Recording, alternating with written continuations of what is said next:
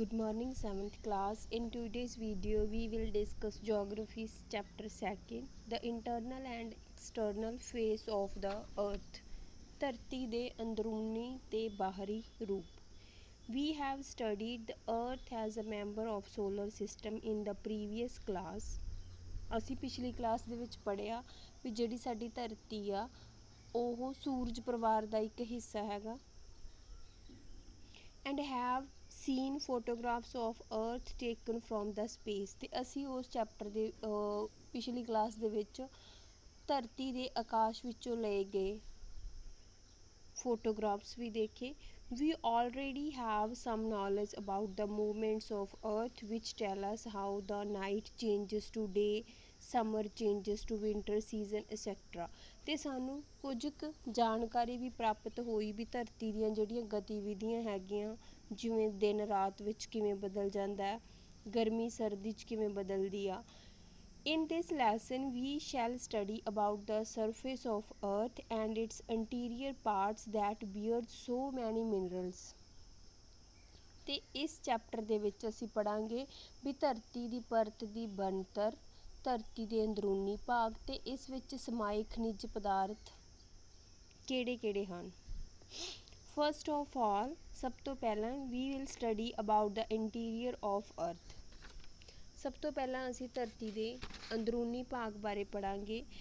As we have studied in the previous made up of 3 shells. ਜਿਵੇਂ ਕਿ ਅਸੀਂ ਪਿਛਲੇ ਚੈਪਟਰ ਦੇ ਵਿੱਚ ਪੜਿਆ ਵੀ ਜਿਹੜੀ ਧਰਤੀ ਆ 3 ਪਰਤਾਂ ਤੋਂ ਮਿਲ ਕੇ ਬਣੀ ਆ, lithosphere, mantle and innermost part. These are usually called as sial, sima and knife.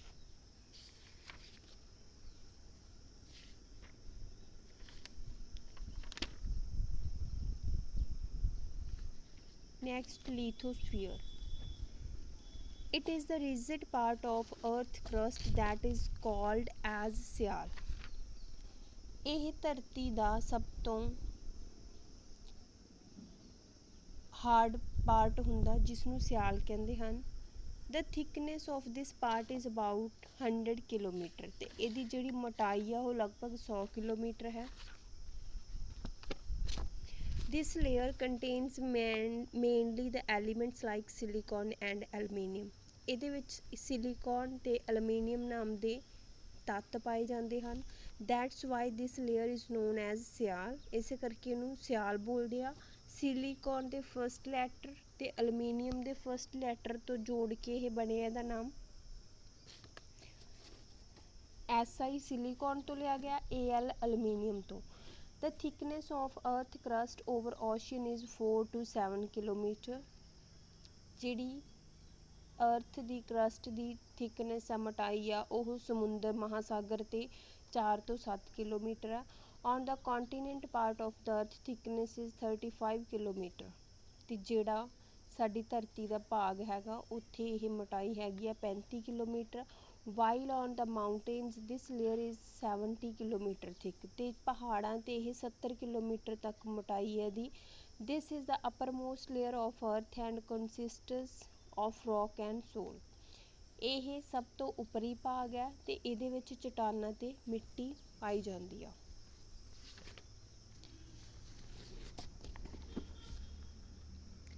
Second, metal. Below the upper layer of earth is metal. ਧਰਤੀ ਦੀ ਉੱਪਰੀ ਭਾਗ ਤੋਂ ਨੀਚੇ ਵਾਲਾ ਭਾਗ ਮੈਂਟਲ ਹੈ. The average thickness of this is 2900 kilometre. ਇਹਦੀ average thickness ਜਿਹੜੀ ਮੋਟਾਈ ਹੈਗੀ 2900 ਕਿਲੋਮੀਟਰ ਆ.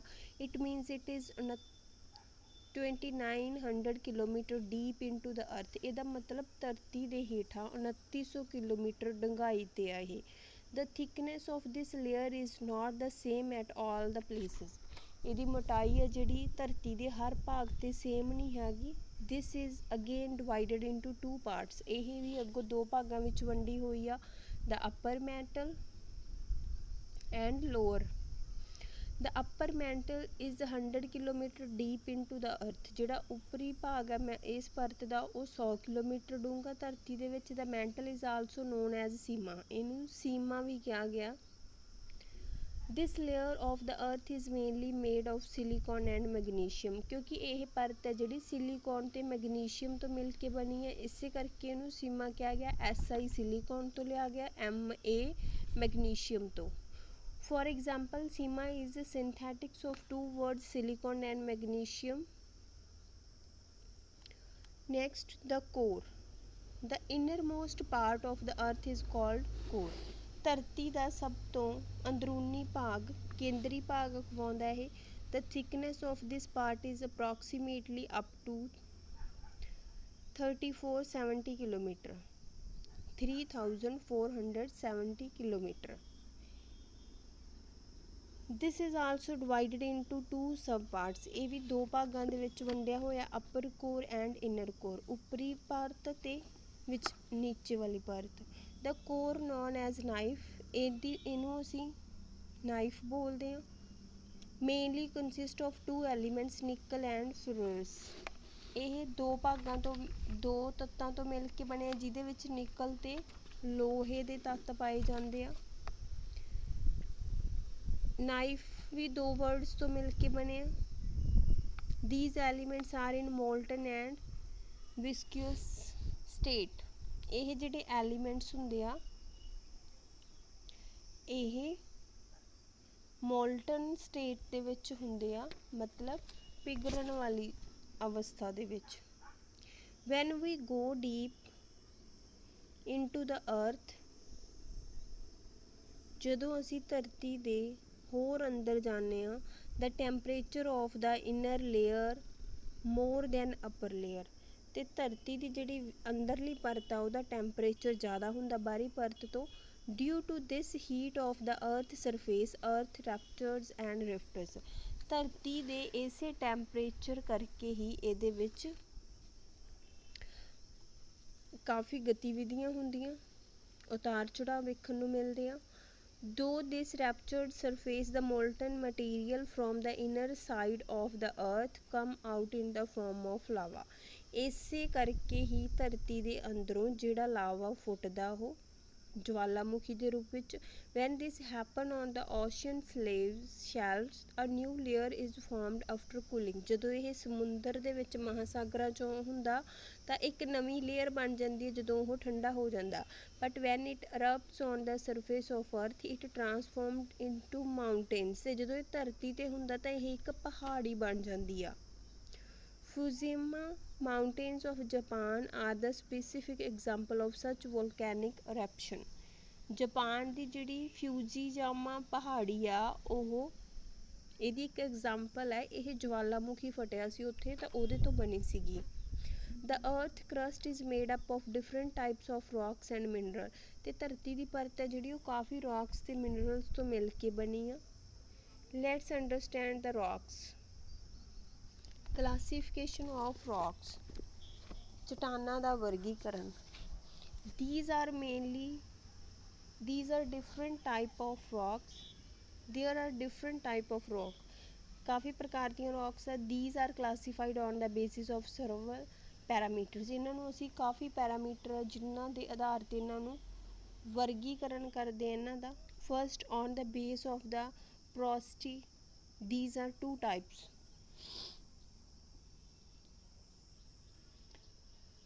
Porous rocks ਜਿਹਦੇ ਵਿੱਚ ਸੈਂਡ ਪਾਰਟੀਕਲ ਹੁੰਦੇ ਆ, ਨਾਨ ਪਿਊਰਸ ਰੌਕਸ ਜਿਹਦੇ ਵਿੱਚ ਕੀ ਆ ਕਲੇ ਪਾਰਟੀਕਲਸ ਹੁੰਦੇ ਆ। Second, on the base of the penetrability of water, ਪਾਣੀ ਦੀ ਉਪਲਬਧਤਾ ਦੇ ਆਧਾਰ 'ਤੇ। Permeable rocks from where the water can easily pass, ਇੱਕ ਉਹ ਰੌਕਸ ਆ ਜਿਹਨਾਂ 'ਚੋਂ ਪਾਣੀ ਚੰਗੀ ਤਰ੍ਹਾਂ ਪਾਸ ਹੋ ਸਕਦਾ, ਲੰਘ ਸਕਦਾ। ਇੰਪਰਮੀਏਬਲ ਰੌਕਸ ਜਿਹਦੇ ਵਿੱਚੋਂ ਕੀ ਆ ਪਾਣੀ ਨਹੀਂ ਲੰਘ ਸਕਦਾ। Third, on the basis of chemical formation of rocks, ਮਤਲਬ ਕੈਮੀਕਲ ਫਾਰਮੇਸ਼ਨ ਦੇ ਨਾਲ ਐਲਕਾਈਨ ਰੌਕਸ ਤੇ acidic rocks. The most important and conventional classification of rock is on the basis of there formation. ਤੇ ਸਭ ਤੋਂ ਵਧੀਆ ਇਹਦੀ ਜਿਹੜੀ ਕਲਾਸੀਫਿਕੇਸ਼ਨ ਆ ਉਹ ਇਹਨਾਂ ਦੀ ਫਾਰਮੇਸ਼ਨ ਦੇ ਆਧਾਰ 'ਤੇ ਹੁੰਦੀ ਆ। Fourth, on the base of their formation, these are of three types. ਇਹ ਤਿੰਨ ਪ੍ਰਕਾਰ ਦੀਆਂ ਹੁੰਦੀਆਂ formation ਦੇ ਆਧਾਰ ਤੇ igneous rocks, sedimentary rocks and metamorphic rocks. igneous rocks ਇਹਨਾਂ ਨੂੰ ਅਸੀਂ ਅਗਨੀ ਚਟਾਨਾਂ ਬੋਲਦੇ ਹਾਂ ਪੰਜਾਬੀ 'ਚ. igneous means fire in Latin language. ਇਹਦਾ ਮਤਲਬ ਹੁੰਦਾ ਲੈਟਿਨ ਭਾਸ਼ਾ ਦੇ ਵਿੱਚ fire. igneous ਤੋਂ ਲਿਆ ਗਿਆ ਇਹ ਲੈਟਿਨ ਵਰਡ ਤੋਂ. The igneous implies the highest temperature and such rocks are formed out of the cooling of hot and liquid material from the interior of the earth.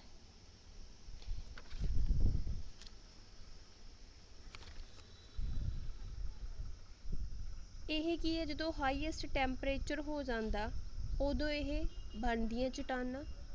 ਜਦੋਂ ਲਾਵਾ ਧਰਤੀ ਚੋਂ ਨਿਕਲਦਾ, ਜਦੋਂ ਉਹ ਕੂਲਿੰਗ ਅਵਸਥਾ ਦੇ ਵਿੱਚ ਆ ਜਾਂਦਾ, ਠੰਡਾ ਹੋ ਜਾਂਦਾ, ਲਿਕੁਇਡ ਮਟੀਰੀਅਲ ਹੁੰਦਾ ਜਿਹੜਾ ਧਰਤੀ ਚੋਂ ਨਿਕਲਦਾ ਅਤੇ ਉਦੋਂ ਇਹ ਚਟਾਨਾਂ ਬਣਦੀਆਂ. ਦ hot liquid is called magma. ਇਹਨੂੰ ਜਿਹੜਾ ਗਰਮ ਵਿੱਚੋਂ ਪਦਾਰਥ ਨਿਕਲਦਾ ਉਹਨੂੰ ਮੈਗਮਾ ਕਹਿੰਦੇ ਆ. These rocks are of two types. ਇਹ ਦੋ ਪ੍ਰਕਾਰ ਦੀਆਂ ਹੁੰਦੀਆਂ, ਇੰਟਰੂਸਿਵ igneous rocks ਤੇ extrusive igneous rocks.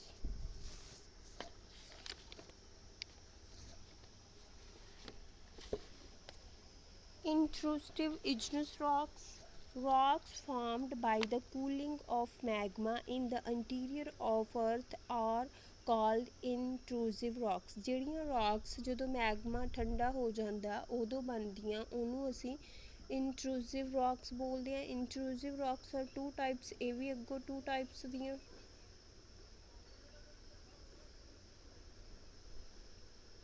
Plutonic igneous rocks ਤੇ hypabyssal igneous rocks. Plutonic igneous rocks ਕਿਹੜੀਆਂ? The igneous rocks formed due to cooling of hot magma into hard solids slowly in deep interior of the earth.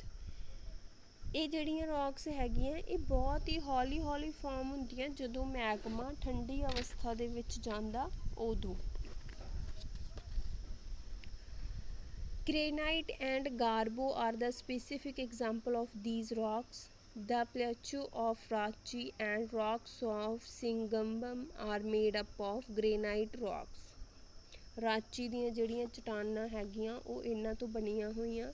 Hypabyssal igneous rocks. Sometimes the internal magma does not come out on the surface but solidify in cracks only after cooling.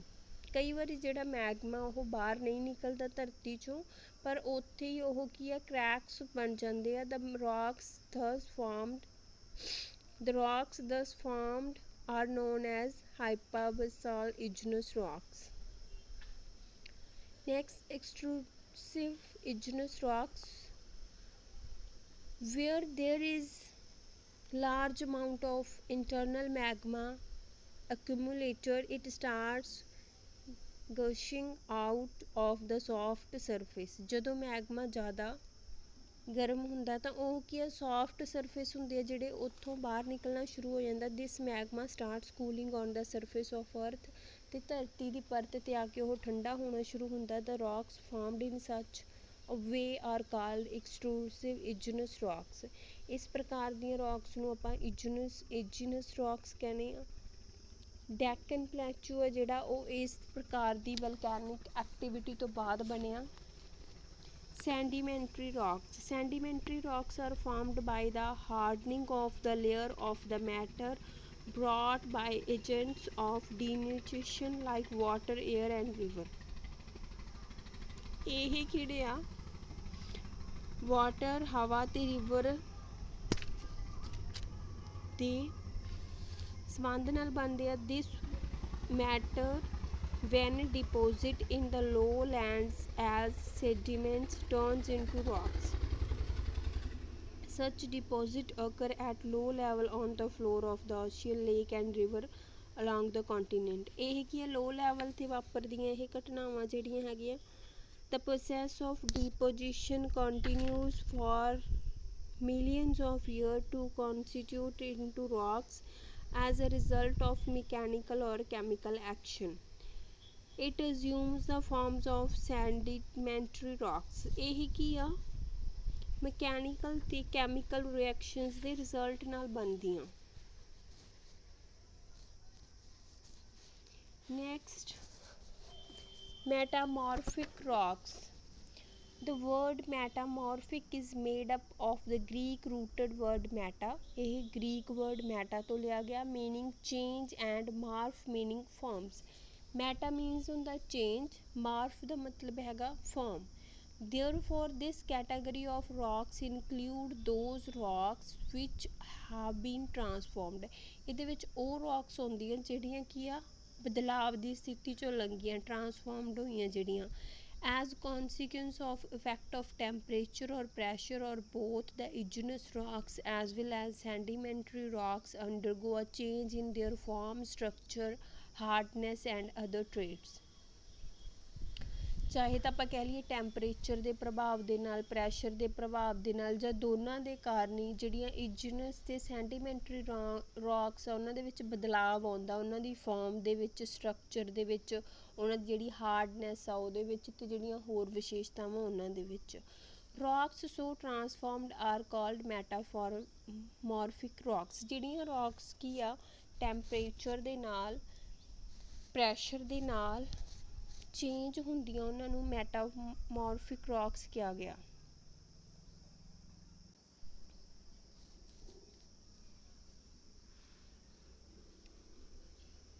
ਨੀਚੇ ਕੁਝ examples ਦਿੱਤੀਆਂ ਹੋਈਆਂ ਮੈਟਾਮੋਰਫਿਕ rocks ਦੀਆਂ। Metamorphic rocks transformed from igneous rocks have the characteristics similar to those of igneous rocks, and those transformed from sedimentary rocks resemble the latter। Metamorphic rocks ਆ ਜਿਹੜੀਆਂ ਉਹ ਇਜਨਸ rocks ਤੋਂ ਤੇ ਸੈਂਡੀਮੈਂਟਰੀ ਰੌਕਸ ਤੋਂ ਟਰਾਂਸਫਰ ਹੋਈਆਂ ਹੁੰਦੀਆਂ। The uppermost layer of earth surface is made up of rock material which is known as soil। ਜਿਹੜੀ ਧਰਤੀ ਦੀ ਉੱਪਰਲੀ ਪਰਤ ਆ ਉਹ ਰੌਕ ਮਟੀਰੀਅਲ ਤੋਂ ਬਣੀ ਹੋਈ ਹੈ ਜਿਹਨੂੰ ਅਸੀਂ ਮਿੱਟੀ ਕਹਿੰਦੇ ਆ। Let's study the rock। soil is a very important land resource। ਜਿਹੜੀ ਮਿੱਟੀ ਆ ਧਰਤੀ ਦਾ ਮਹੱਤਵਪੂਰਨ ਸਾਧਨ ਆ। It signifies lies in its fertility। ਇਹਦੀ ਜਿਹੜੀ ਵਿਸ਼ੇਸ਼ਤਾ ਉਹ ਇਹਦੀ ਉਪਜਾਊ ਸ਼ਕਤੀ 'ਚ ਆ। Infertile soil is not a much use while fertile soil has always been more important। ਜਿਹੜੀ ਉਪਜਾਊ ਮਿੱਟੀ ਹੁੰਦੀ ਆ ਉਹਦੀ ਹਮੇਸ਼ਾ ਮਹੱਤਤਾ ਹੁੰਦੀ ਆ, ਹਮੇਸ਼ਾ ਉਹਨੂੰ ਵਰਤਿਆ ਜਾਂਦਾ, ਤੇ ਜਿਹੜੀ ਉਪਜਾਊ ਮਿੱਟੀ ਨਹੀਂ ਹੁੰਦੀ ਉਹਦੀ ਕੋਈ ਮਹੱਤਤਾ ਨਹੀਂ ਹੁੰਦੀ, ਨਾ ਹੀ ਉਹ ਇੰਨੀ ਯੂਜ਼ਫੁਲ ਹੁੰਦੀ ਆ। Because of requirement met by them, ਕਿਉਂਕਿ ਉਹ ਸਾਡੀਆਂ ਲੋੜਾਂ ਪੂਰੀਆਂ ਨਹੀਂ ਕਰਦੀ। Human beings have always been keen to live on fertile plains. ਮਨੁੱਖਾਂ ਦੀ ਹਮੇਸ਼ਾ ਇਹ ਕੋਸ਼ਿਸ਼ ਹੁੰਦੀ ਹੈ ਵੀ ਅਸੀਂ ਉਪਜਾਊ ਭਾਗਾਂ 'ਤੇ ਰਹੀਏ। ਸਿੰਸ ਦੇਅਰ ਓਰੀਜਨ, ਜਦੋਂ ਤੋਂ ਇਹਦਾ ਜਨਮ ਹੋਇਆ ਮਨੁੱਖਾਂ ਦਾ। Ancient civilization have also developed in fertile river valley only. ਜਿਹੜੀ ਸਾਡੀ ਪੁਰਾਣੀ ਸੱਭਿਅਤਾ ਉਹ ਵੀ ਨਦੀ ਘਾਟੀਆਂ ਦੇ ਦੁਆਲੇ ਹੀ ਡਿਵੈਲਪ ਹੋਈ ਸੀ ਕਿਉਂਕਿ ਉੱਥੇ ਉਪਜਾਊ ਮਿੱਟੀ ਸੀ। Can you name some river valleys related to some ancient civilization? The fertile soil of Indus, Nile, Tigris led to the development of civilization. Even today, high density of population is found in fertile river valleys and plains। ਤੇ ਅੱਜ ਵੀ ਜਿਹੜੀ ਸਭ ਤੋਂ ਜ਼ਿਆਦਾ ਜਨਸੰਖਿਆ ਹੈਗੀ ਆ, ਲੋਕ ਆ, ਉਹ ਉਪਜਾਊ ਧਰਤੀ 'ਤੇ ਹੀ ਰਹਿੰਦੇ ਆ, ਨਦੀ ਘਾਟੀਆਂ ਦੇ ਆਲੇ ਦੁਆਲੇ। It is because of its fertile soil that India has been able to produce food for its huge population। ਇਹ ਸਾਡੀ ਉਪਜਾਊ ਮਿੱਟੀ ਦੇ ਕਰਕੇ ਹੀ ਆ ਵੀ ਸਾਡੀ ਇੰਨੀ ਆਬਾਦੀ ਆ, ਅਸੀਂ ਉਹਦੇ ਲਈ ਭੋਜਨ ਹੈ ਜਿਹੜਾ ਉਹ ਉਗਾਉਣੇ ਆ। Formation of soil। According to its definition, soil is that upper part of the surface which is formed as a result of the disintegration of rocks। ਜਿਹੜੀ ਮਿੱਟੀ ਆ ਉਹ disintegration ਦੇ ਨਾਲ ਬਣਦੀ ਆ। Soil particles are fine, soft and disintegrated so the roots of the plants can spread easily। ਜਿਹੜੇ ਮਿੱਟੀ ਦੇ ਕਣ ਆ ਉਹ ਇੰਨੇ ਨਰਮ ਹੁੰਦੇ ਆ, ਸੌਫਟ ਹੁੰਦੇ ਆ ਕਿ ਜਿਹੜੀ ਪੌਦੇ ਆ ਉਹਨਾਂ ਦੀਆਂ ਜੜ੍ਹਾਂ ਆਸਾਨੀ ਨਾਲ ਫੈਲ ਸਕਦੀਆਂ। Soil is formed by physical chemical and organic actions and change. ਮਿੱਟੀ ਕੀ ਆ, ਫਿਜ਼ੀਕਲ ਕੈਮੀਕਲ ਤੇ ਆਰਗੈਨਿਕ ਐਕਸ਼ਨਸ ਜਿਹੜੇ ਤੇ ਬਦਲਾਵ ਉਹਨਾਂ ਨਾਲ ਬਣੀ ਆ। The soil formation process is slow and it may take thousands of years to form a thick upper layer suitable for civilization। ਇਹਨੂੰ ਬਣਨ ਤੇ ਹਜ਼ਾਰਾਂ ਸਾਲ ਲੱਗ ਗਏ ਸੀ ਜਿਹੜੇ ਅਸੀਂ ਅੱਜ ਧਰਤੀ ਦਾ ਰੂਪ ਦੇਖ ਰਹੇ ਹਾਂ। Beside rock material of plants and animals, wastes added to the fertility of soil। ਇਹਦੇ ਤੋਂ ਇਲਾਵਾ ਜਿਹੜੇ ਪਲਾਂਟਸ ਤੇ ਐਨੀਮਲ ਦੇ ਵੇਸਟਸ ਆ ਉਹਨਾਂ ਨੇ ਵੀ ਇਹਦੀ ਉਪਜਾਊ ਸ਼ਕਤੀ ਵਧਾਈ ਹੈ। The soil consist of two type of matter.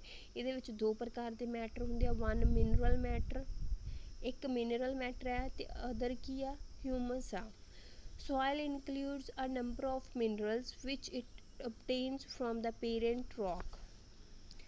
Soil ਦੇ ਵਿੱਚ ਕਾਫੀ ਖਣਿਜ ਹੁੰਦੇ ਆ ਜਿਹੜੇ ਇਹਨਾਂ ਨੇ ਆਪਦੀਆਂ ਪੇਰੈਂਟ ਰੌਕਸ ਤੋਂ ਜਿਨ੍ਹਾਂ ਤੋਂ ਬਣੀ ਹੁੰਦੀ ਉਹਦੇ ਤੋਂ ਲਏ ਆ। Decayed organic matter is called humus। Types of soil। A variety of soil type is formed in the world। ਕਾਫੀ ਪ੍ਰਕਾਰ ਦੀ ਮਿੱਟੀ ਪਾਈ ਗਈ ਹੈ ਦੁਨੀਆ ਦੇ ਵਿੱਚ। Their type of soil can be classified on a number of bases। ਅਸੀਂ ਇਹਨੂੰ ਕਾਫੀ ਤਰ੍ਹਾਂ ਨਾਲ ਇਹਨਾਂ ਦੀ ਵੰਡ ਕਰ ਸਕਦੇ ਹਾਂ। Main classifications are made on the base of its reason, texture and climate. Main classification ਕੀ ਹੈ, ਅਸੀਂ ਇਹਦੀ ਕਿਵੇਂ ਕਰਦੇ ਹਾਂ ਵੀ ਇਹਦਾ ਜਨਮ ਕਦੋਂ ਹੋਇਆ, ਕਿਵੇਂ ਮਤਲਬ ਇਹ ਪੈਦਾ ਹੋਈ, ਬਣੀ ਮਿੱਟੀ ਕਿਸ ਤਰੀਕੇ ਨਾਲ ਬਣੀ, ਟੈਕਸਚਰ ਕਿਹੜਾ ਇਹਦਾ, ਤੇ ਕਲਾਈਮੇਟ ਜਿਹੜਾ ਜਲਵਾਯੂ ਉੱਥੋਂ ਦਾ ਉਹ ਕੀ ਆ। Actually these are the elements that help in formation of soil and its fertility। ਇਹੀ ਐਲੀਮੈਂਟਸ ਹੈ ਜਿਹੜੇ ਇਹਦੇ ਬਣਤਰ ਦੇ ਵਿੱਚ ਤੇ ਫਰਟੈਲਿਟੀ ਦੇ ਵਿੱਚ, ਉਪਜਾਊ ਸ਼ਕਤੀ ਦੇ ਵਿੱਚ ਆਪਦਾ ਯੋਗਦਾਨ ਪਾਉਂਦੇ ਆ। The parent rock are which the soil has formed। Parents rocks ਕਿਹੜੀਆਂ ਜਿੱਥੋਂ ਇਹ ਮਿੱਟੀ ਬਣੀ ਆ। Transfers its characteristics to the soil। River, glaciers and winds also play an important role in the soil formation। ਨਦੀਆਂ, ਗਲੇਸ਼ੀਅਰ ਤੇ ਹਵਾਵਾਂ ਵੀ ਇਹਦੀ ਫਾਰਮੇਸ਼ਨ ਦੇ ਵਿੱਚ ਯੋਗਦਾਨ ਪਾਉਂਦੀਆਂ। Rivers beside being an important source of water। ਨਦੀ ਹੈ ਜਿਹੜੀ ਇਹ ਇੱਕ ਮਹੱਤਵਪੂਰਨ ਸਰੋਤ ਆ ਪਾਣੀ ਦਾ। Play an important role in soil formation। ਇਹ ਵੀ ਮਿੱਟੀ ਦੀ ਬਣਾਵਟ ਦੇ ਵਿੱਚ ਆਪਦਾ ਯੋਗਦਾਨ ਪਾਉਂਦੀ ਆ। World's fertile alluvial soil is found in the river valleys। ਜਿਹੜੀ ਦੁਨੀਆ ਦੀ ਸਭ ਤੋਂ ਉਪਜਾਊ ਮਿੱਟੀ ਅਲਵੀਲੀਅਮ ਸੋਇਲ ਆ ਉਹ ਰਿਵਰ ਵੈਲੀਜ਼ ਤੋਂ ਹੀ ਮਿਲੀ ਆ। Delta of reverse which is great resource for any country. ਜਿਹੜੀ ਕਿ ਕਿਸੇ ਵੀ ਦੇਸ਼ ਦੀ ਇੱਕ ਪੂੰਜੀ ਹੁੰਦੀ ਆ। This soil provide food for the major part of the world population. ਇਹੀ ਮਿੱਟੀ ਹੈ ਜਿੱਥੋਂ ਕੀ ਆ ਦੁਨੀਆ ਦੀ ਸਭ ਤੋਂ ਜ਼ਿਆਦਾ ਜਨਸੰਖਿਆ ਦੇ ਲਈ ਭੋਜਨ ਉਗਾਇਆ ਜਾਂਦਾ। You know with the change in climate, vegetation changes and vegetation type also affect the type of soil। ਜਿਹੜੀ ਬਨਸਪਤੀ ਆ ਉਹਦੇ ਵਿੱਚ ਬਦਲਾਵ, ਸਾਡੇ ਜਲਵਾਯੂ ਦੇ ਵਿੱਚ ਮੌਸਮ ਦੇ ਵਿੱਚ ਬਦਲਾਵ,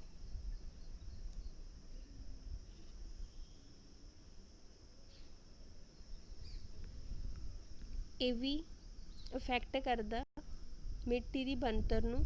Variation of humans as a result of change in climate is affected in the texture of soil।